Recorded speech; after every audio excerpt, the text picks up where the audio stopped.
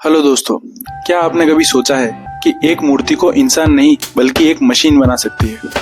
नहीं, हम कोई साइंस फिक्शन फिल्म की बात नहीं कर रहे, यह हकीकत है।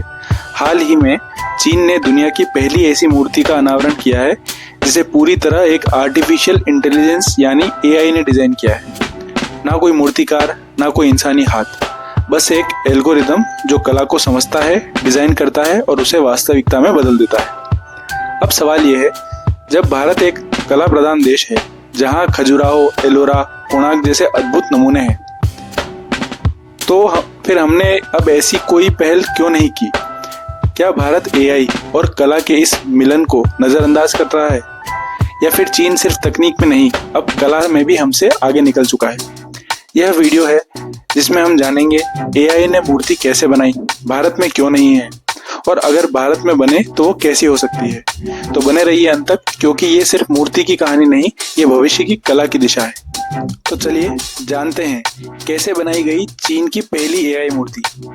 चीन की इस एआई मूर्ति का नाम है द आर्टिफिशियल आर्किटेक्ट, यानी एक कृत्रिम कलाकार। इसे डिजाइन किया है एक रिसर्च टीम ने, जिसे एआई को लाखों इंसानी मूर्तियों की तस्वीरें, 3D मॉडल्स और शारीरिक संरचना के स्केच दिए गए हैं। एआई ने इन सभी उदाहरणों को समझा, फिर एक चेहरा कैसे उभरता है, आंखों की गहराई क्या होती है, शरीर की बनावट कैसे संतुलित दिखती है, इसे समझा। इसके बाद उस एआई मॉडल ने मशीन लर्निंग और जनरेटिव एल्गोरिदम की मदद से एक ऐसा डिजाइन प्रस्तुत किया जो न किसी इंसान ने बनाया और न ही किसी ने इतिहास में देखा। लेकिन डिजाइन तो केवल पहली स्टेज थी। असली कमाल तब हुआ जब इस डिजाइन को 3D कार्विंग रोबोटिक आर्म्स के जरिए एक असली मूर्ति का आकार दिया गया। एआई ने न सिर्फ डिजाइन किया बल्कि यह भी तय किया कि किन एंगल्स से पत्थर को काटा जाए, कहाँ कितनी गहराई में काटा जाए और टेक्सचर कैसा रखा जाए। ये पूरी प्रक्रिया थी एआई द्वारा कल्पना और फिर मशीन द्वारा साकार करना।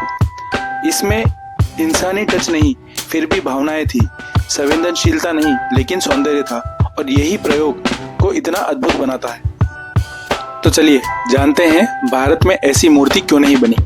भारत में मूर्तिकला कोई नया विषय नहीं है। हमारी संस्कृति की रगों में कला बहती है, चाहे वो अजंता की गुफाएं हो या महाबलीपुरम के पत्थर। लेकिन जब बात आती है आर्टिफिशियल इंटेलिजेंस से जुड़ी, तो भारत अभी बहुत पीछे खड़ा है।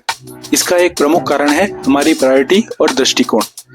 भारत में एआई में हम ज्यादातर डिफेंस, फिनटेक या एग्रीकल्चर जैसी तकनीकी समस्याओं का समाधान करने के लिए यूज करते हैं, लेकिन क्रिएटिव फील्ड जैसे कि संगीत, चित्रकला या मूर्तिकला में एआई के इस्तेमाल को अभी ज्यादा फोकस नहीं दिया गया है। दूसरा कारण फंडिंग और कोलैबोरेशन की।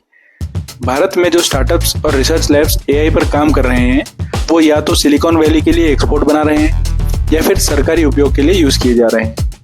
आर्ट प्लस आर्टिफिशियल इंटेलिजेंस जैसी प्रयोगात्मक परियोजनाएं अभी हमारे इन्वेस्टर्स की प्राथमिकता नहीं है।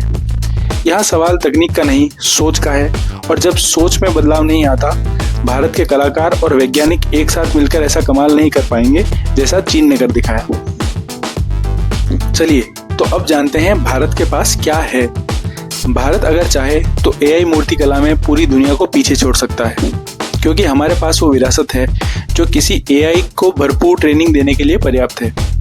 खजुराहो की मूर्तियां जिनमें जीवन के हर पहलू की झलक है, एलोरा की गुफाएं जो पत्थरों को जीवित कर देती हैं, या फिर नटराज की मूर्ति जो ब्रह्मांड की गति को नृत्य में बदल देती है। अगर इन सबका एक विशाल डिजिटल संग्रह एआई को फीड किया जाए तो सोचिए वो कैसा नया रूप गढ़ेगा। भारत की एआई मूर्ति सिर्फ एक आकार नहीं होगी, वो होगी संस्कृति, विज्ञान और दर्शन का मेल। एक ऐसी मूर्ति जो दिखेगी फ्यूचरिस्टिक, लेकिन होगी भारतीय आत्मा से भरी हुई। इसके लिए जरूरत है एक इनिशिएटिव की, एक कंसोर्टियम की, जिसमें वैज्ञानिक, कलाकार और एआई इंजीनियर मिलकर काम करें।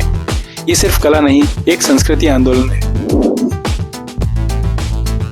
तो चलिए अब जानते हैं अगर भारत में एआई मूर्ति बने तो वो कैसे दिखेगी। अब कल्पना कीजिए भारत में पहली एआई मूर्ति बनती है तो वो कैसी होगी। शायद वो नटराज की मुद्रा में हो लेकिन डिजाइन अल्ट्रा मॉडर्न, या फिर बुद्ध का शांत चेहरा लेकिन उसमें फ्रैक्शनल जियोमेट्री का गहरापन हो। वो एआई मूर्ति किसी एक धर्म, कला या शैली की ना होकर एक संश्लेषण को पूरी भारतीय चेतना को दिखाएगी। मसलन एक मूर्ति जो शिव की ऊर्जा, सरस्वती की विद्या और कलाम साहब की दूरदृष्टि को एक साथ दिखाए।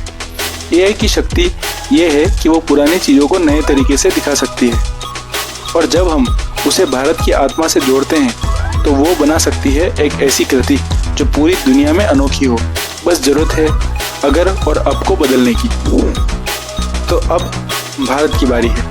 एआई अब सिर्फ डाटा का विश्लेषण करने वाला टूल नहीं रहा, अब वो एक रचनात्मक साथी बन चुका है। उसने लेख लिखे हैं, संगीत बनाया है और अब मूर्तियां भी बना रहा है। चीन ने दिखा दिया कि कला और तकनीक का संगम क्या कर सकता है। अब भारत की बारी है।